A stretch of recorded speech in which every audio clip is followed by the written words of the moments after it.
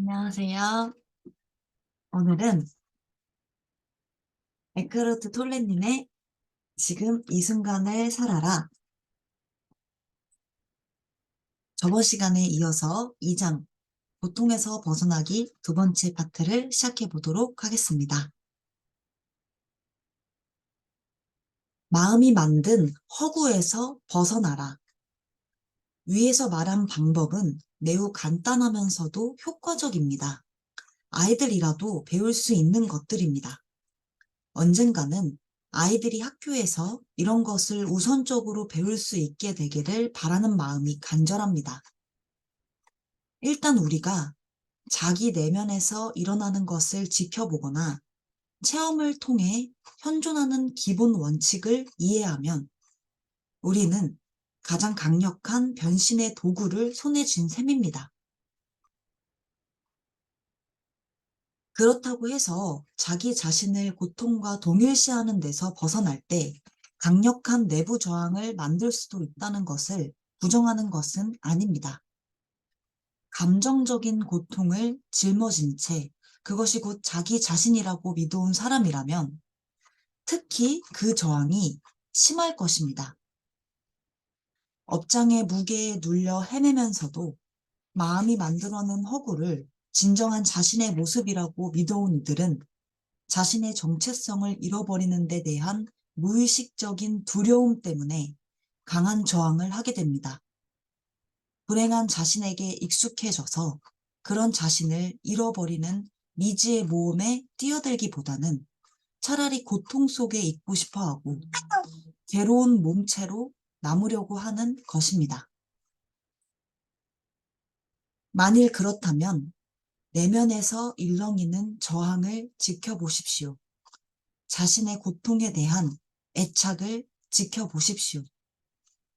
결코 방심하지 말고 불행의 뿌리를 둔 기이한 쾌감을 지켜보십시오. 그것에 대해 말하고 싶은 충동을 그저 지켜보기만 하십시오. 그것을 의식한 채 깨어 있으면 저항은 멈추게 될 것입니다. 그때 우리는 업장에 주의를 집중함으로써 증인으로서 참석할 수 있습니다. 변화는 그렇게 시작됩니다.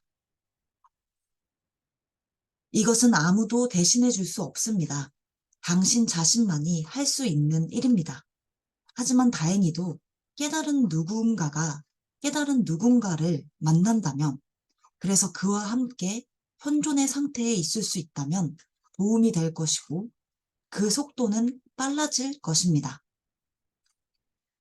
이런 식으로 당신 자신의 빛은 빠르게 밝아질 수 있습니다. 이제 막 불이 붙기 시작한 장작을 활활 타오르는 장작 옆에 놓았다가 잠시 후에 꺼내보면 훨씬 더 강한 불꽃으로 타오르는 것을 볼 수 있습니다. 영적 스승이란 바로 그러한 역할을 하는 사람입니다. 마음의 차원을 넘어서서 강렬한 의식의 현존 상태를 창조하고 유지할 수 있는 사람이라면 치유살들도 그런 역할을 대신할 수 있을 것입니다. 두려움은 어디에서 오는가? 당신은 두려움이란 우리가 기본적으로 갖고 있는 감정적 고통의 일부라고 말했습니다. 두려움은 어떻게 생길까요? 살아가면서 왜 그렇게도 많은 두려움을 느끼는 걸까요? 어느 정도의 두려움은 건강한 자기보호가 아닐까 생각하는데, 만일 불을 두려워하지 않는다면 불 속에 손을 집어넣어 화상을 입게 될 수도 있지 않겠습니까?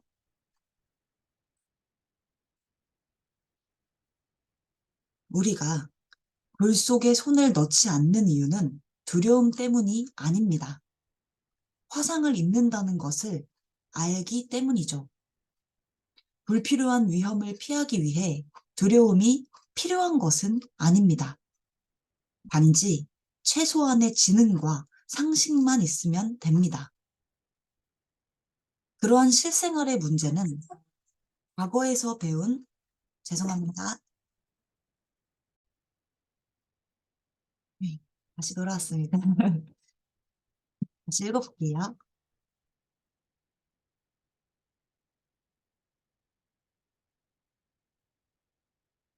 그러한 실생활의 문제는 과거에서 배운 교훈을 적용하는 것이 도움이 됩니다. 누군가가 불을 지르겠다고 위협할 때 우리는 일종의 두려움을 느끼게 됩니다. 이는 단지 위험으로부터 본능적으로 움츠러드는 것이지 여기서 이야기하는 심리적인 두려움은 아닙니다. 심리적인 두려움은 구체적이고 즉각적인 위험과는 구분됩니다. 그것은 불안, 근심, 초조, 긴장, 공포, 증오 등의 모습으로 찾아옵니다. 이런 심리적인 두려움은 지금 일어나고 있는 일에 대한 것이 아니라 장차 일어날지도 모를 일에 대한 것이기 십상입니다.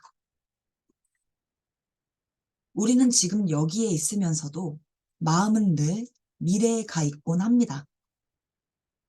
그래서 조바심이 생겨나는 겁니다. 자신을 마음과 동일시하여 지금이 아닌 지금이 지닌 힘과 단순성을 잃어버리고 있는 한 그러한 조바심은 절친한 친구라도 되는 양 우리를 따라다닐 것입니다. 우리는 지금 이 순간에 대해서는 언제나 대처할 수 있습니다. 하지만 마음이 만들어낸 미래에 대해서는 어떻게도 손을 쓸 수가 없습니다. 그렇지 않습니까? 게다가 자신을 마음과 동일시하는 한 앞서 지적한 바와 같이 죄송합니다.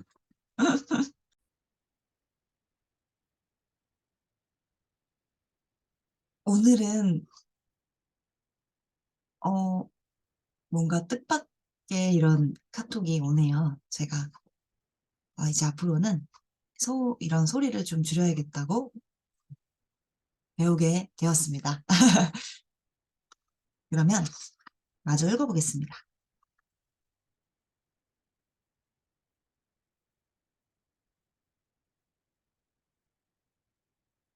게다가 자신을 마음과 동일시하는 한 앞서 지적한 바와 같이 에고가 우리의 삶을 좌우하게 됩니다.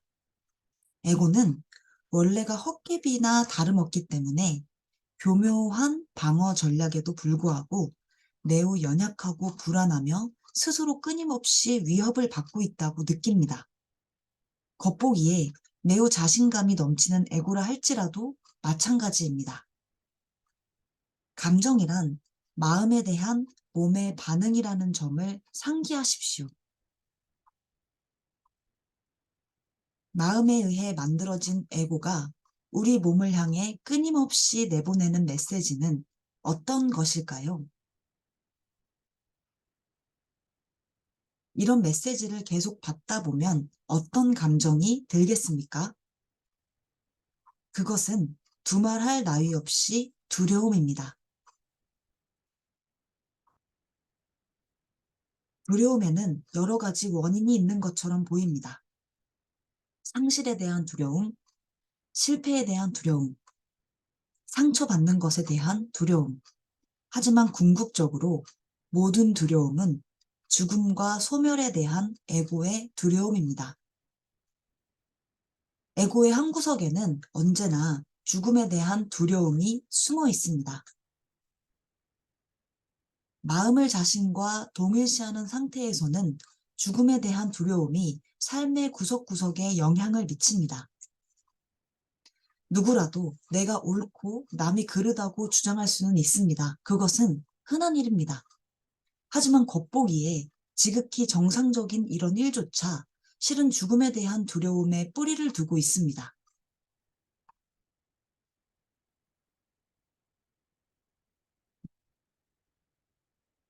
자신의 입장일 뿐인데도 그것이 바로 자기 자신이라고 고집하면 어떤 사태가 벌어질까요?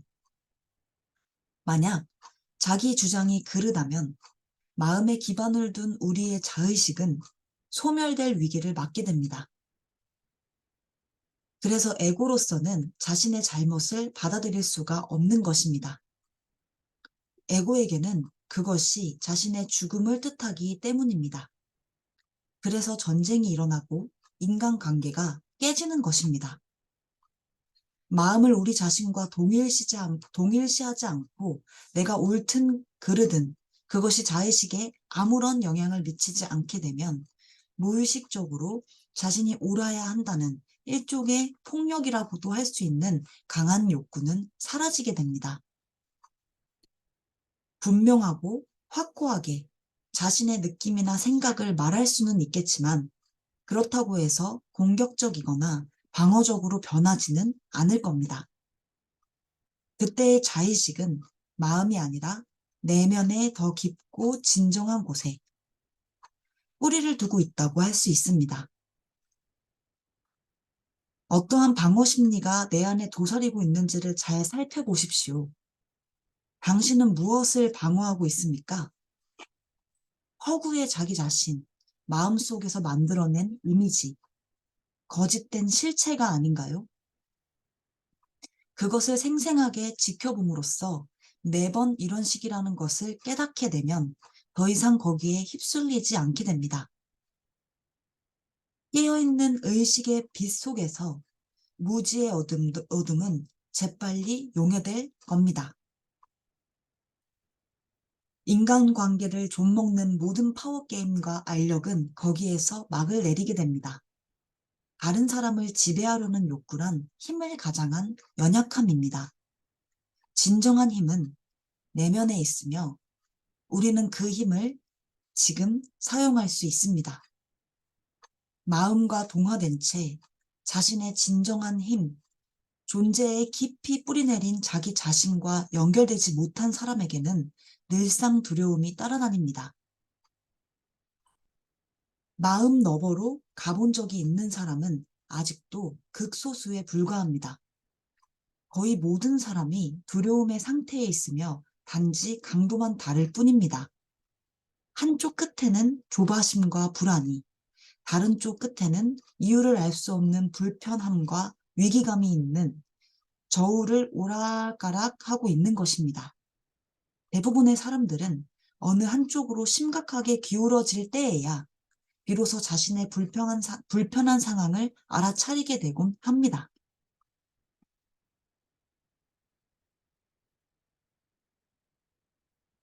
에고는 온전함을 찾아 헤맨다. 에고의 마음에 내재하는 감정적인 고통의 한켠에는 불완전함이나 결핍에 대한 감각이, 온전하지 않다는 감각이 깊이 자리 잡고 있습니다.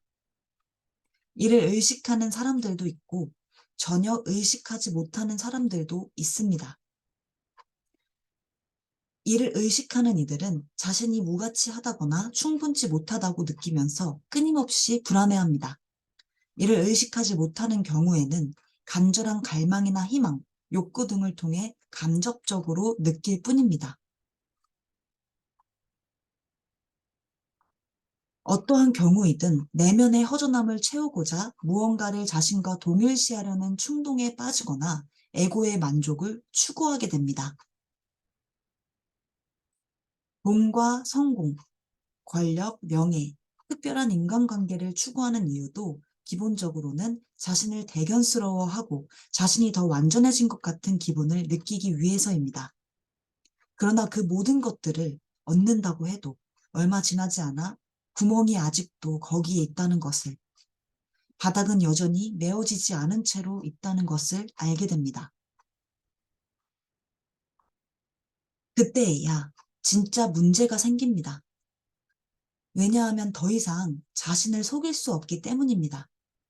이런저런 시도를 해볼 수는 있겠지만 점점 더 어려워질 것입니다. 에고의 마음이 우리의 삶을 움직이는 한 우리는 진정으로 편안할 수가 없습니다. 원하던 것을 얻었을 때나 갈구하던 것을 손에 넣었을 때 잠시 동안을 제외하면 진정한 평화와 만족을 얻을 수 없습니다. 에고는 자아를 느끼려고 하는 마음에서 유래하기 때문에 자신을 외부에 있는 것들과 동일시하려고 합니다. 그것은 끊임없이 방어하고 무언가로 배를 채워야 합니다. 그래서 그렇게도 물질과 직업, 사회적 지위와 인정, 지식과 교육, 외모, 특별한 능력, 인간관계, 개인의 경력과 가족의 내력, 믿음, 체계 등을 추구하고 정치, 국가, 인종, 종교 등의 집단에 소속되려고 애쓰는 것입니다. 하지만 그 어느 것도 진정한 우리 자신은 아닙니다. 이런 사실이 놀랍지 않습니까? 알고 나니 오히려 적이 안심되나요? 이 모든 것들을 우리는 버려야 합니다. 아마 아직은 믿기 어려울지도 모릅니다. 여러분이 이해할 수 없는 것을 억지로 믿으라는 것이 아닙니다. 여러분 스스로 그 진실을 알게 될 것입니다. 아무리 늦어도 죽음이 임박해올 무렵이면 그것을 깨닫게 될 것입니다. 죽음은 우리가 아닌 모든 것을 벗겨내고 말 테니까요. 삶의 비밀은 죽기 전에 죽는 것입니다. 그래서 죽음이란 존재하지 않는다는 것을 발견하는 것입니다. 감사합니다. 오늘도 시청해 주셔서 정말 감사드리고 사랑합니다. 마지막으로 어, 네빌 고다드의 성공을 위한 성공의 문을 여는 마스터키에 나오는 정말 좋은 자기암시로 마무리해 볼게요. 나는 나는 온전하고 나는 완벽하고 나는 튼튼하고 나는 강하고 나는 정답고 나는 조화로우며 행복하다. 감사합니다.